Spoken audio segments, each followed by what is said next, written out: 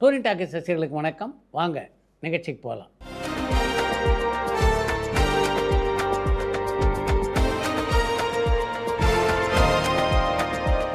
என்னம்மா முதல் கேள்வி? சினிமாவுடைய உச்சத்தில் இருக்கும் பொழுதே அதை விட்டுட்டு அரசியலுக்கு வரதா நடிகர் விஜய் சொல்றாரு.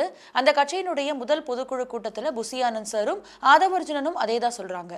ஆனா உலகநாயகன் கமல்ஹாசன் சாரும் அதே தானே பண்ணாரு.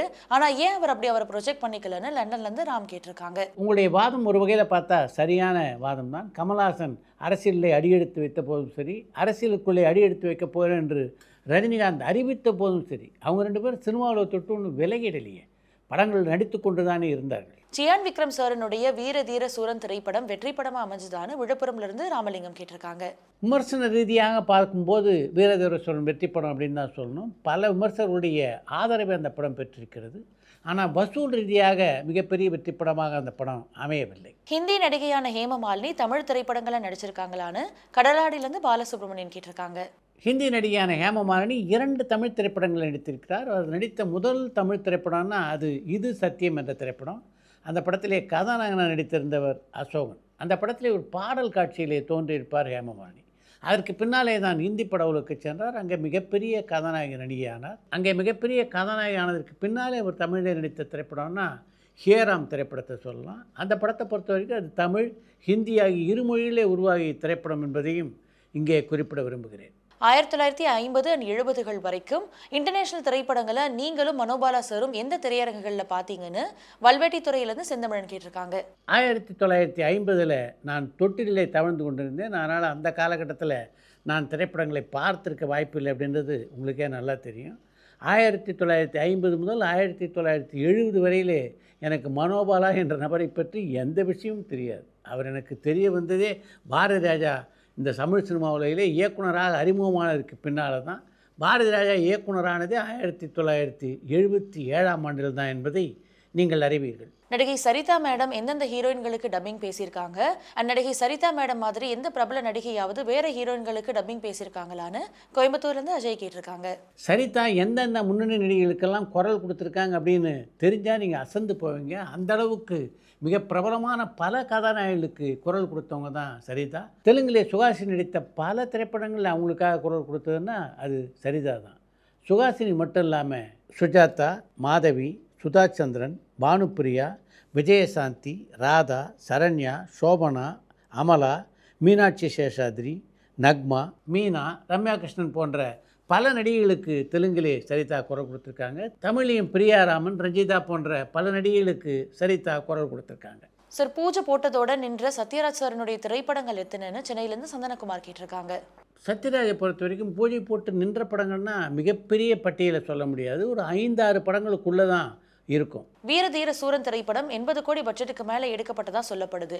அந்த திரைப்படம் தயாரிப்பாளருக்கு லாபம் கொடுக்கணும்னா எவ்வளவு வசூல் பண்ணால் கரெக்டாக இருக்கும்? அண்ட் இப்போ இருக்க நிலைமையில் அந்த படம் எவ்வளவு தூரத்துக்கான லாபம் பண்ணுறதுக்கான வாய்ப்புகள் இருக்குன்னு ஸ்ரீலங்காலேருந்து மதீஷான் கேட்டிருக்காங்க. வீரதீர சூரன் திரைப்படம் நீங்கள் குறிப்பிட்டுள்ள அளவுக்கு மிகப்பெரிய பட்ஜெட்டில் உருவான படமாக எனக்கு தெரியல.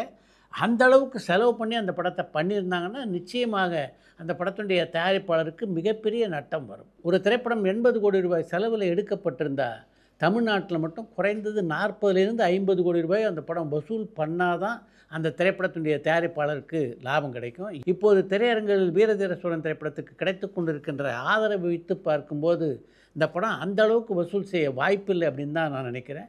அந்த திரைப்பட தயாரிப்பாளருக்கு நிச்சயமாக கொஞ்சம் நட்டம் வரும். உலக அளவில் ஓடிடி நிறுவனங்கள் எதனால இந்தியா மேல அதிக குறி வைக்கிறாங்க?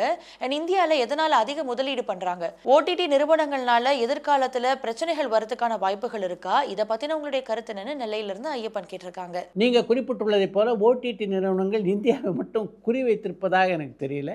ஆனால் நிச்சயமாக ஓடிடி நிறுவனங்களால் நமக்கு எந்த பாதிப்பும் ஏற்படாது. கலைஞர் கருணாநிதி ஐயா எழுதின நாவல்களில் உங்களுக்கு மிகவும் பிடிச்ச நாவல் எது?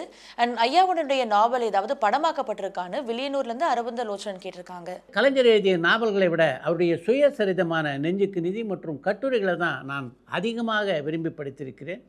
அவருடைய கதைகள் கூட பெரும்பாலும் தமிழ் சினிமாவில் படமானதாக சொல்ல முடியாது. கலைஞர் கருணாநிதியை பொறுத்த வரைக்கும் அவர் பல திரைப்படங்களிலே திரைக்கதை வசனகர்த்தாவாகத்தான் பணியாற்றினார். அதை தாண்டி அவருடைய கதைகள் படமாக்கப்பட்ட படங்கள்னா ஒரு சில தான். படமாக்கப்பட்டவருடைய நாவல்களில் குறிப்பிட்டு சொல்லணும்னா பொன்னர் சங்கரை சொல்லலாம். ஜனநாயகன் அண்ட் பராசக்தி இந்த திரைப்படங்களுக்கு இடையே இருக்கிற மோதலை தவிர்க்க முடியாதான்னு சென்னையிலிருந்து சேகர் கேட்டிருக்காங்க. ஜனநாயகன் பராசக்தி மோதல் தவிர்க்க முடியாத ஒரு மோதல் அப்படின்னு தான் நான் நினைக்கிறேன். எம்.கே. தியாகராஜ பாகவதர் சாருக்கு சிலை எழுப்பியிருக்காங்களான்னு மதுரையிலிருந்து கோவிந்தராஜ் கேட்டிருக்காங்க. திருச்சியில் மத்திய பேருந்து நிலையத்துக்கு பக்கத்திலே எம்.கே. தியாகராஜ பாகவருக்கு சிலை அமைக்கப்பட்டிருக்கிறது.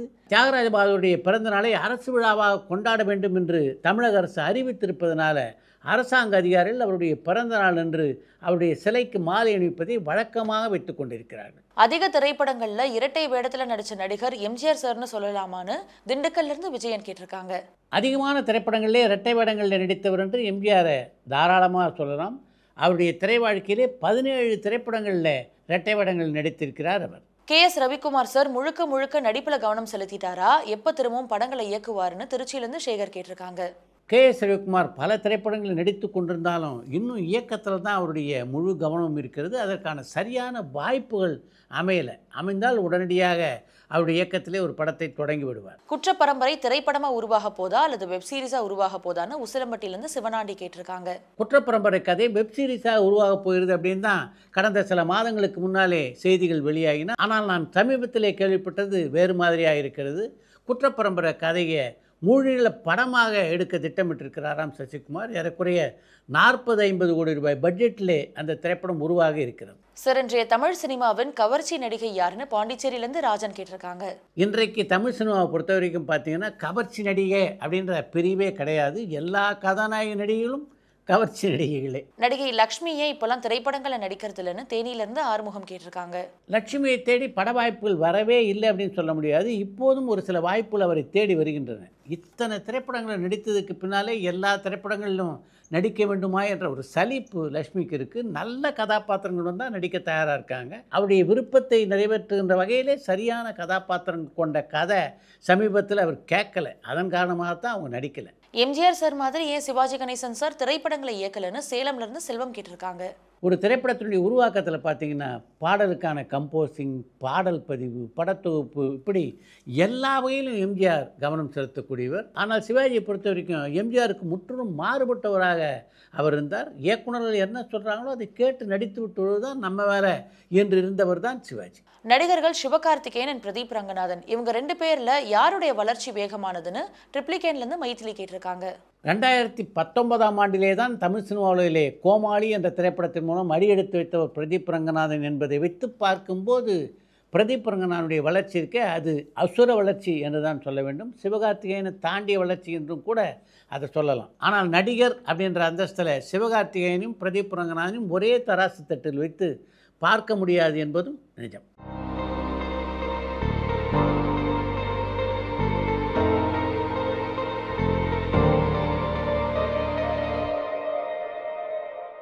ஹாலிவுட்ல தொடங்கி இந்திய சினிமா வரைக்கும் சில வெப் சீரிஸ்கள் படங்களை விட அதிக பொருட்செலவில் எடுக்கப்படுது. சீசன் 1, 2, 3ன்னு அது போயிட்டே இருக்கு.